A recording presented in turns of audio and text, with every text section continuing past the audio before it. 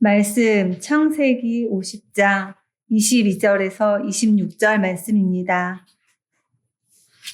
요셉이 그의 아버지의 가족과 함께 애굽에 거주하여 110세를 살며 에브라임의 자손 3대를 보았으며 므낫세의 아들 미길의 아들들도 요셉의 스라에서 양육되었더라.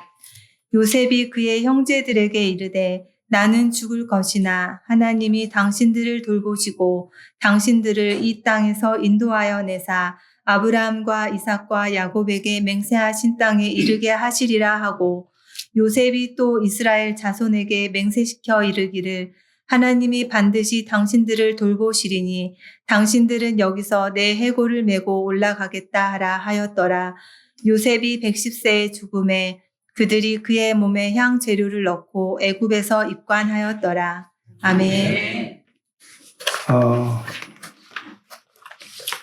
우리는 성경을 구약과 신약으로 구별을 합니다. 그런데 유대인들은 오늘날도 성경이라고 하면 구약입니다. 그 가운데서 특히 모세오경을 중요시합니다. 유대인들에게 좁은 의미에서 성경은 모세오경, 즉 율법서다 이렇게 말할 수가 있습니다. 때로는 시편과 선지서를 덧붙이기도 하죠. 네, 유대인들은 모세오경에 가장 큰 권위를 부여한다. 오경 중에서도 창세기는 성경을 여는 책입니다. 그 첫 장에는 천지창조의 장엄한 기사가 수록되어 있습니다. 그 기사 후로 피조세계의 대표인 인류의 타락과 그 이후로 벌어지는 세상의 혼란이 기록되어 있습니다. 그럼에도 그 손상된 세계를 다시금 복구하시려는 하나님의 그 사랑, 그 열심, 이것이 성경의 축이다 이렇게 말할 수가 있겠습니다. 오늘 본문은 창세기의 맨 마지막 부분입니다.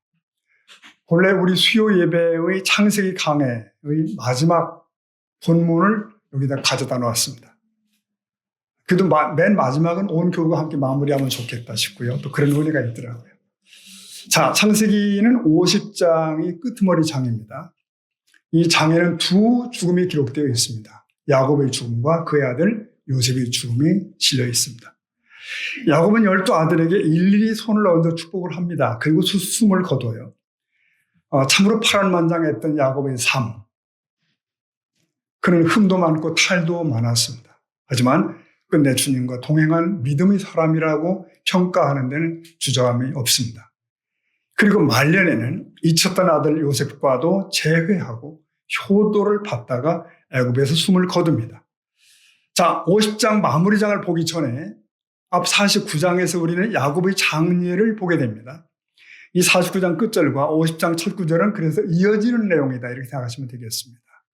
자, 49장 끝절 보면 이렇게 돼 있어요. 야곱이 아들에게 명하기를 마치고 그 발을 침상에 모으고 숨을 거두니 그의 백성에게로 돌아갔더라. 50장 첫 마디 볼까요? 시작. 요셉이 네, 보십시오. 지금 야곱은 그의 백성에게로 돌아갔습니다. 무슨 의미죠? 죽음은 그의 조상과 그의 백성에게로 돌아가는 절차였다는 거예요. 여러분 보통들 죽음을 돌아가다 그러잖아요. 돌아가셨다, 가시다. 그런 표현. 그 표현은 성경적으로도 참 합당합니다. 믿음의 사람 야곱의 죽음도 돌아가다라고 표현이 됩니다. 야곱은 같은 신앙, 같은 소망을 품고 살았던 조상들의 품으로 돌아간 것입니다. 백성들과 함께 생명의 근원이신 하나님 품으로 다시 돌아간 것입니다. 여러분, 죽음은 이 땅에서의 삶의 마침표 맞습니다. 그러나 돌아갈 곳이 있는 한 끝은 아닙니다. 차라리 그렇다면 쉼표랄 말이 맞는 것 같아요. 쉼표. 잠시 먼저 본향으로 옮기는 거죠. 그럼에도 뒤에 남아있는 자들과의 떨어짐은 아쉽습니다. 이별은 늘 슬프기 때문입니다. 요셉은 숨을 거둔 부친을 껴안고 울며 입을 맞추었다라고 되어 있습니다. 아버지는 참 유난히 요셉을 사랑했습니다. 요셉도 그 아버지를 존경하고 사랑을 했습니다. 그는 아버지 얼굴을 품은 채 애곡했더라라고 기록되어 있습니다.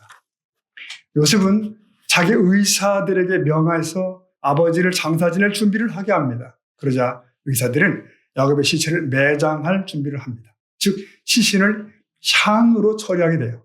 향. 보십시오. 야곱은 살아있을 때보다 죽었을 때 더 나은 대접을 받았습니다. 사는 날 동안은 평안을 누리지 못했어요. 그러나 죽음으로 영원한 안식에 들어갈 수가 있었습니다. 자, 성도 여러분. 그래서 약속의 소망에 있는 사람들은 죽음도 유익하도다라고 고백할 수가 있습니다. 이 야곱의 장례 과정에서 눈여겨볼 것이 있습니다. 요셉은 부친의 시신을 40일이나 걸려서 향으로 처리합니다. 즉 미이라 작업을 했다는 뜻이에요. 왜 그랬을까? 부친의 유언이 있었기 때문이에요. 나를 미이라로 만들어서 오래도록 보존하라. 그겁니까? 그거 아니에요. 나를 조상들이 묻혀있는 곳, 즉 헤브론의 밭에 있는 굴에 장사하라. 그것이었어요. 그러려면 몇 날 며칠 장례 일정이 진행돼야 되고 또 그 장례 행렬이 멀리 이동도 해야 되고 이렇게 됩니다. 그러므로 야곱의 유언은 이렇게 정리해서 말할 수가 있겠습니다. 내 비록 총리 아들 덕에 애굽에서 호강했도다. 허나 내 영원한 안식은 내 조상의 땅으로 가야 하리라. 그 말입니다. 여러분 맞습니다. 그 땅은 여호와 하나님이 오래전 언약 속에 찜해 놓으신 가나안 그곳입니다. 자, 아들 요셉은 어떻게 했을까요? 이 부친의 이 유언을 착실하게 진행을 합니다. 그래서 40일이나 걸려서 시신 보존 작업을 마칩니다. 여기서 주목할 것은 애굽 왕은 요셉 부친의 장례에 전심으로 협력했다는 거예요. 함께했다. 심지어 애굽인들이 70일간이나 국가적으로 애도 기간을 가졌다는 거 아십니까? 이것은 요셉이 가졌던 애굽에서의 그 위상을 보여주는 대목이에요. 그리고 그 기간이 끝나자 이 장례 행렬이 발행하게 됩니다. 야곱이 유언에서 지목했던 그곳 장례지를 향해서 북쪽으로 진행하는 거죠. 이 장례 행렬을 여러분 상상해 보십시오. 대단합니다. 네. 마치 왕의 행차를 방불케 했을 거예요. 애굽의 병거와 기병들의 호위를 받았습니다. 바로의 신하들이 뒤따랐습니다. 그리고 야곱 족속의 모든 후손들이 대동하는 웅장한 행렬이 진행됩니다. 그 행렬이 팔레스타인 지역으로 들어올 때 아마 거기 살던 가나안 부족들은 기겁을 했을 거예요. 생전 처음 보는 광경이죠. 경외심이 들었을 거예요. 이게 무슨 일일까? 여러분, 하나님은 평생 하나님을 섬기던 야곱의 마지막을 높여주신 줄로 믿습니다. 이 행렬은 요단 동편 아닷 타작마당으로 향하거든요. 그리고 그 이후에 요단을 건너서 헤브론에 들어갑니다. 이 여정을 우리가 눈여겨볼 필요가 있습니다. 훗날 야곱의 후손들도 출애굽해서 가나안에 입성할 때 이 길을 다시 밟게 되는 거예요. 그렇습니다. 야곱이 조상에게로 돌아가는 길, 이 길은 훗날 그의 후손들이 약속의 땅으로 돌아오는 그 길이 되는 것입니다. 여러분, 여기 귀한 교훈이 숨겨져 있습니다. 다음 세대를 위해서 우리의 교회는 어떤 신앙의 길을 만들어 가고 있는 것일까요? 그들이 본받고 따라야 할 그 길이어야 될 줄로 믿습니다. 믿음으로 살고 소망 중에 죽는 것이 후손에게 남길 최고의 길일 수 있습니다. 자, 야곱의 장례가 이렇게 마쳐집니다. 모두가 일상으로 돌아오는 거예요. 돌아왔습니다. 그런데 그 지역에 평온을 누리지 못하는 일부 사람들이 있었습니다. 누굴까요? 성경은 요셉의 형제들 얘기를 여기서 끄집어냅니다. 남겨진 야곱의 아들들이죠. 즉 요셉의 형들은 근심에 쌓여 있었습니다. 왜죠?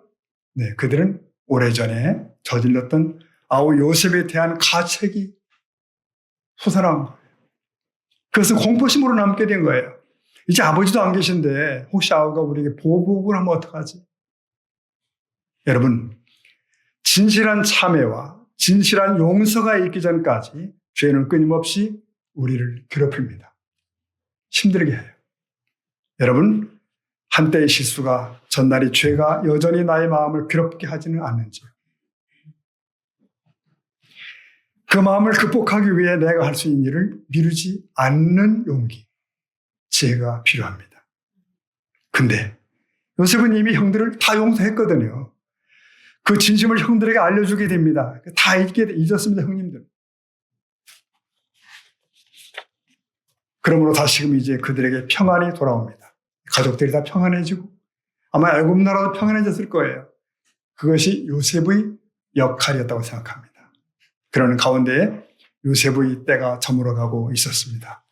자, 본문 50장 22절 가보니까 요셉이 그의 아버지의, 그의 부친의 가족과 함께 애굽에 거주하여 110세를 살며 23절 읽어볼까요? 시작. 아브라함의 자손 3대를 보았으며 요셉의 이스라엘에서 자, 상상을 해보십시오. 지금 요셉의 주변이 다 어떻다고요? 평안한 겁니다. 행복한 가정을 느끼는 그런 대목이에요. 애굽에 거주하는 총 요셉과 그 모든 친족들이 다 평안해요. 그리고 그 시대의 사람들이 요셉으로 인하여 평안을 누리고 있습니다. 요셉은 진정 선한 영향을 한 시대에 끼친 하나님의 사람입니다. 우리들이 그럴 수 있습니다. 우리도 그럴 수 있어요. 우리 자녀들이 그런 사람으로 살아갈 수 있습니다.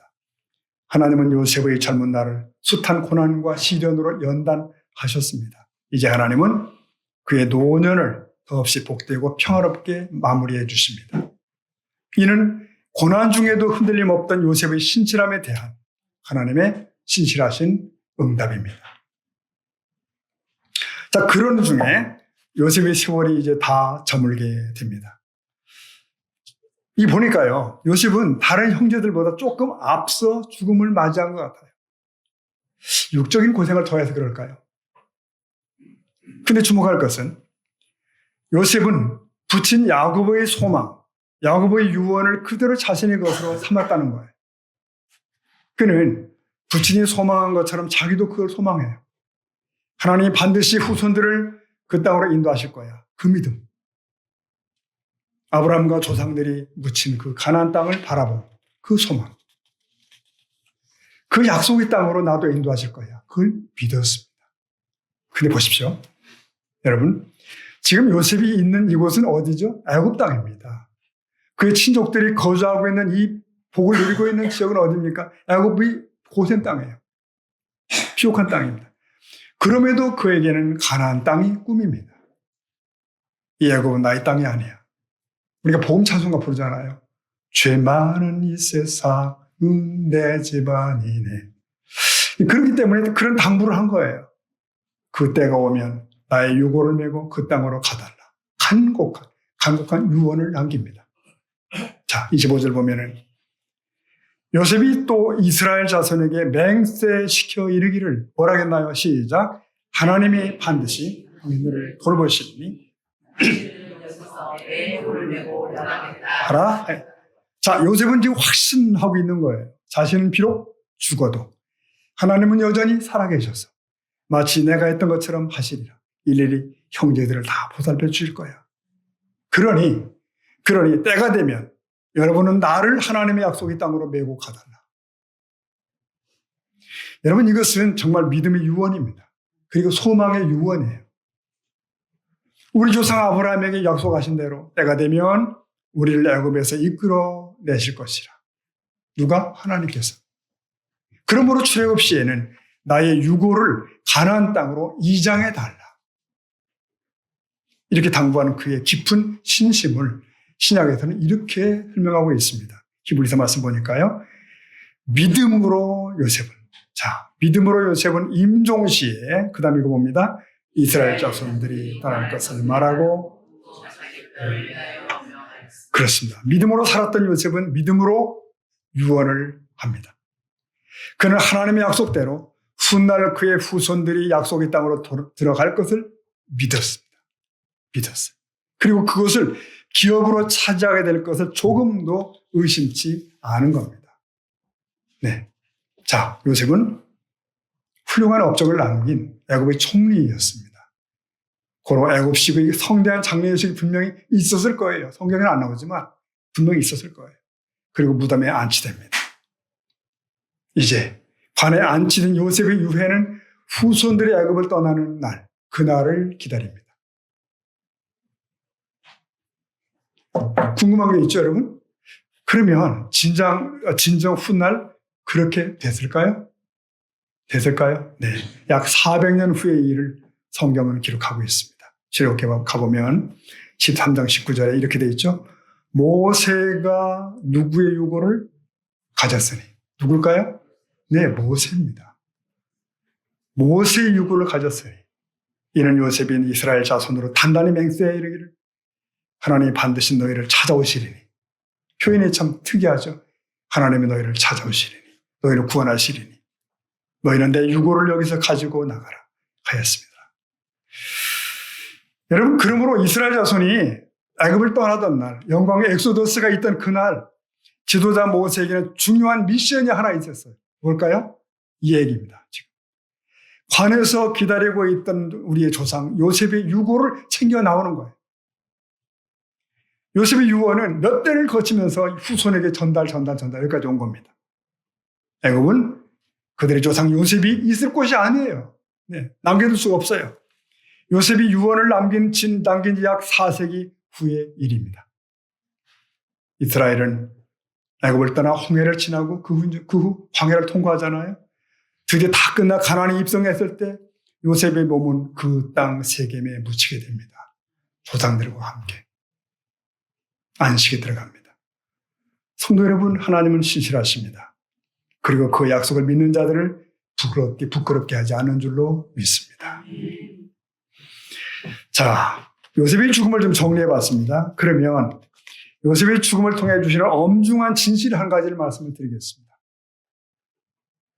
권력과 부를 가져도 죽는다는 거예요.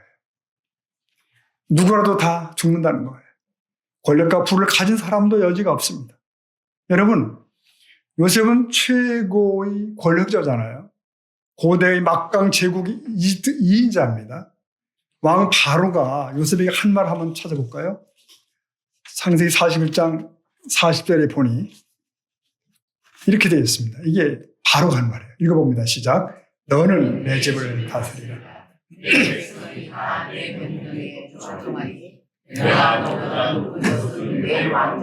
네, 이해되시죠? 이렇게 막강한 권세자가 어디 있겠어요? 요셉은 애굽 제국의 전권을 쥐고 있었습니다. 그러나 이렇게 힘을 가지고 있어도 결국은 죽습니다. 사람은 겸손해야 되거든요. 요셉은 그것을 알고 있어요. 여러분, 이걸 이렇게 비교도 해보십시다. 조상 아브라함은 175년이거든요. 이삭은 180년이에요. 부친 야곱은 147년입니다.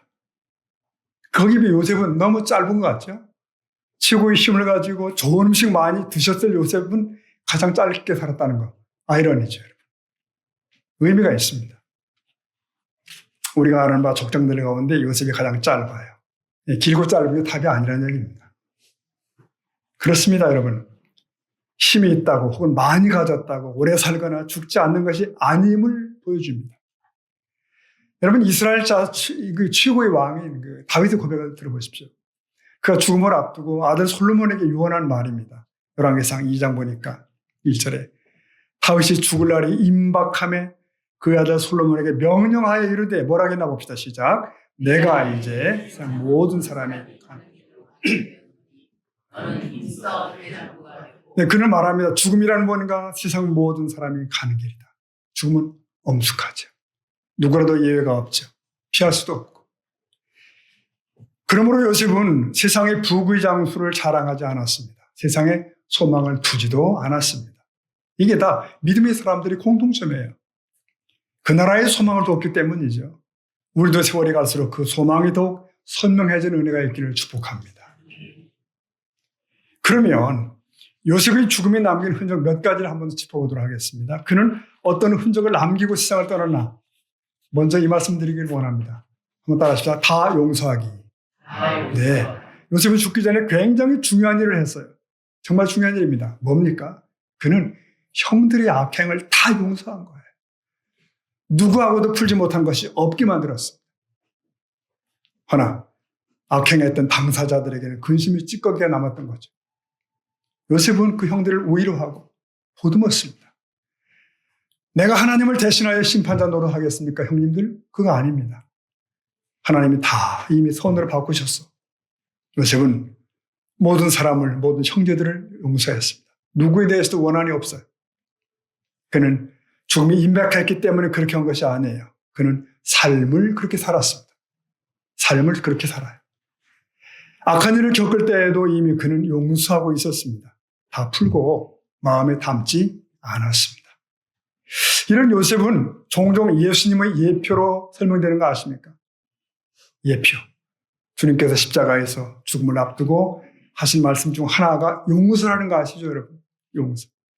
누가복음 23장 보면 34절에 이에 예수께서 이르시되 뭐라고 했나요? 아버지 저들을 사하여 주옵소서 가되게 일을 하는 것을. 네, 예수님은 죽음을 맞으며 우리에게 그런 모범을 보이십니다. 이미 조상 요셉이 당했던 모범이죠.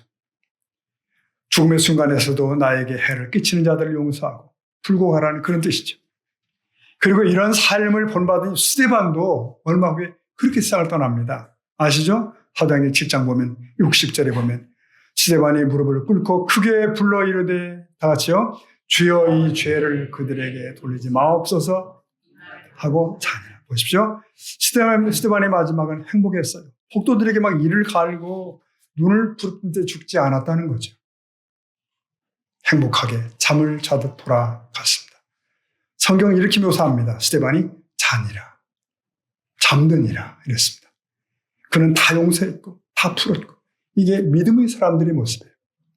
여러분, 땅에서 풀어야 하늘에서도 풀립니다. 많은 사람과 풀리지 못하고 맺힌 것이 많다면 하늘과도 풀리기 어렵습니다.